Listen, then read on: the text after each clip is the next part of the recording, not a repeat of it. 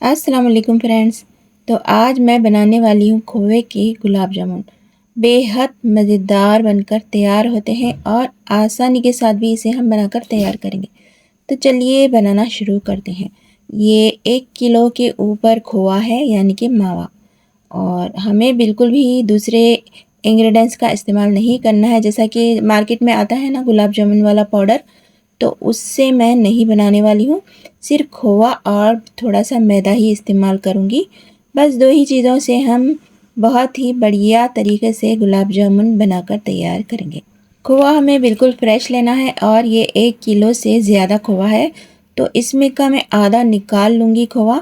आधे ही खोए से हम इसे बनाकर तैयार करेंगे। जैसा कि ये आधे किलो के ऊपर खोआ है, तो मैं इसके हिसाब से ही 200 ग्राम मैदा लूँगी। ज़्यादा मैदे का हमें इस्तेमाल नहीं करना है। इस तरीके से इस्तेमाल करते हैं ना हम मैदा ज़्यादा, तो इसमें क्रैक्स आते हैं, गुलाब जामुन में क्रैक्स आ जाते हैं। और आधा चमचा हम इसमें बेकिंग पाउडर लेंगे और अच्छे से ये सब चीज़ों को हाथ की मदद से मिक्स कर लेंगे। थोड़ा सा पानी डालेंगे, बिल्कुल थोड़ा ही पानी का इस्तेमाल करना है, ज़्यादा पानी इसमें नहीं लगता है। थोड़ा सा पानी डाल देंगे, अच्छी तरह से मिक्स कर लेंगे। बस इतने से ही पानी में, जिस तरीके से हम रोटी के लिए आटा भिगाते हैं ना, उसी तरीके से हमें ये गुलाब जामुन का डो तैयार करना है। अच्छे से इसे मसल कर हम मिक्स कर लेंगे, ताकि गुलाब जामुन, मैदा और बेकिंग पाउडर अच्छी तरह मिक्स हो जाए। तो चलिए, अब ये गुलाब जामुन का डो तैयार हो चुका है। अब हम इसे रेस्ट के लिए नहीं रखेंगे, इंस्टेंट ही हमें इसे तैयार करना है। गुलाब जामुन आप अपने हिसाब से कौन से भी शेप के बना सकते हैं। मैं इसे गोल ही बनाऊंगी, क्योंकि गोल ही बहुत अच्छे दिखते हैं। छोटा सा पोर्शन लेंगे, इस तरीके से इसे दोनों हथेलियों के दरमियान अच्छी तरह गोल गोल घुमाएंगे। अच्छी तरह ये गोल शेप में आ जाएगा। आप देख सकते हैं, अच्छी तरह ये गोल शेप में आ चुका है। इसी तरीके से सारे गुलाब जामुन को हमें तैयार करना है। आप चाहे तो अपने हिसाब से भी दूसरा भी शेप ले सकते हैं। जब भी हम घर पर गुलाब जामुन बनाएं तो इसी तरीके से बनाएं, यानी कि खोवा जिसे मावा भी कहते हैं, तो मावे से ही बनाया करें। जो मार्केट वाले जो गुलाब जामुन का पाउडर होता है ना, उससे बहुत ही बेहतरीन बनकर तैयार होते हैं और वो पाउडर में अक्सर गुलाब जामुन फट जाया करते हैं। और इस तरीके से हम जब बनाएंगे ना, तो बहुत ही परफेक्ट बनकर तैयार होते हैं। बिल्कुल सॉफ्ट और टेस्टी, बिल्कुल बाज़ार वाले गुलाब जामुन होते हैं ना, उसी तरीके से ये बनकर तैयार होते हैं। बहुत ही लाजवाब बनते हैं।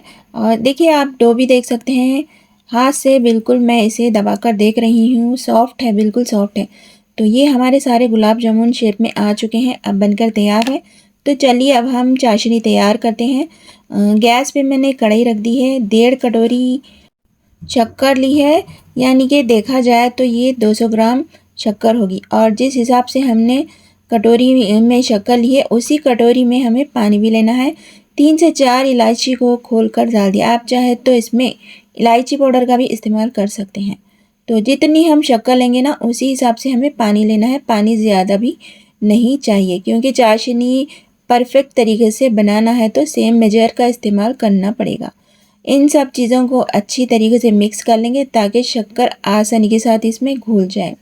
तो चलिए, दूसरी गैस पे हम और एक पैन रख देते हैं गुलाब जामुन फ्राई करने के लिए। और तेल हमें बिल्कुल साफ़ सुथरा लेना है, क्योंकि हम गुलाब जामुन में ऑयल की स्मेल ज़रा सी भी ना हो। तो बिल्कुल हमें इसे हीट पर नहीं लाना है, तेल को धीमी आंच पर ही इसे गर्म करना है। तो चाशनी भी वहाँ पक रही है। थोड़ा सा मैंने उसमें फूड कलर डाल दिया है, रेड कलर का, या चाहे तो आप ज़ाफ़रान का भी इस्तेमाल कर सकते हैं।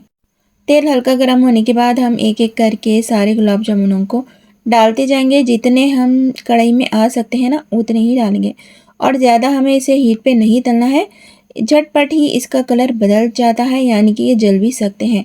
तो ख़ास तौर पर हमें इस वक्त एहतियाती करनी लाजमी है, क्योंकि बहुत ही आसानी के साथ ये जल जाते हैं।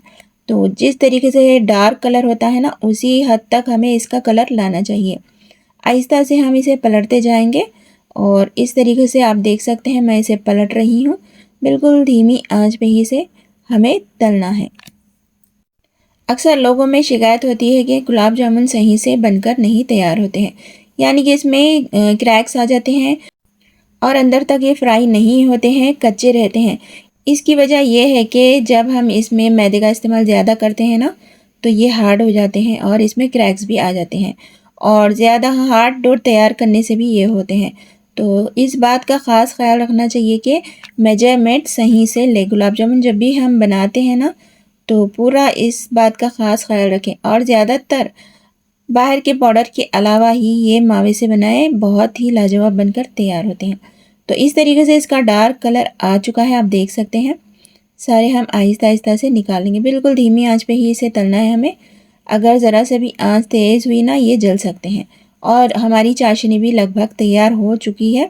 तो जब तक ये तले जाते हैं हमारी चाशनी भी रेडी हो जाएगी।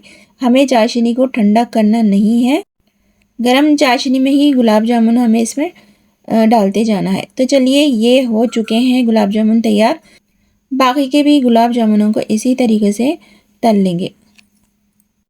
एक बार आप इसी तरीके से बनाकर तैयार कीजिएगा, बहुत ही परफेक्ट गुलाब जामुन बनकर तैयार होते हैं। और टेस्ट तो वाकई में बाज़ार जैसा होता है। सारे गुलाब जामुनों को हम आहिस्ता आहिस्ता से डाल देंगे, बहुत ही सॉफ्ट होते हैं ये। तो आहिस्ता से ही हमें इसे डालते जाना है, अच्छी तरीके से इसे पलटा लेंगे। बिल्कुल आहिस्ता से ही पलटाना है हमें, सारे एकदम ही नहीं पलटाना है, क्योंकि ये बहुत ही नाजुक होते हैं। अच्छे से इसे पलटाना है। इसी दौरान आपको ज़रा सी भी रेसिपी पसंद आए तो लाइक कर दीजिए, और मेरे चैनल पे नए हैं तो इसे सब्सक्राइब भी ज़रूर कर दीजिए। अपने फैमिली फ्रेंड्स में रेसिपी को शेयर ज़रूर कर दीजिए।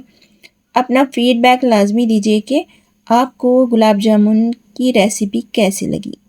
इस तरीके से सारे गुलाब जामुनों को हमने तल लिया है, बहुत ही परफेक्ट है। और एक भी गुलाब जामुन में ज़रा सा भी क्रैक नहीं है, यानी कि फट जाते हैं ना, गुलाब जामुन में ज़रा सा भी क्रैक नहीं आया है।